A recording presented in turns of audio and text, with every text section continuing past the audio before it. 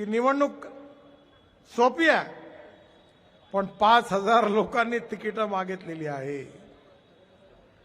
मी म्हणायचो आमच्या वेळी एक फूल दो माली, आता इथे एक फूल 50 माली.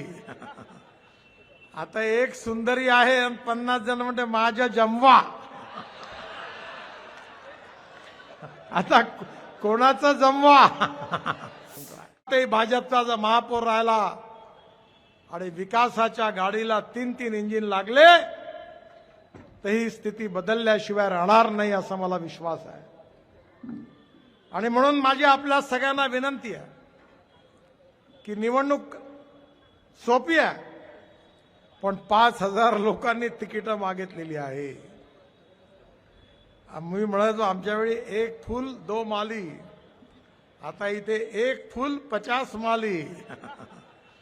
आता एक सुंदरी आहे आणि 50 जण म्हणते माझ्या जमवा. आता कोणाचा जमवा. प्रत्येक जण म्हणते मीच चांगला हो. आता स्वयंवर होणार आहे. एका खुर्चीवर एकच माणूस बसू शकतो, 2-3 नाही बसू शकत. पण आम्ही हा प्रयत्न करू की जो कार्यकर्त्याला जनतेचं समर्थन आहे त्याचा निवड करताना विचार करू.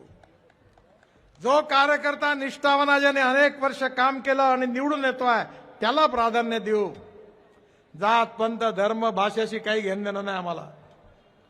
मी नेहमीच सांगतो की माझी जात एकच आहे, नागपूर माझा परिवार आहे, मी नागपूरचा आहे आणि नागपूरची जनता माझी आहे.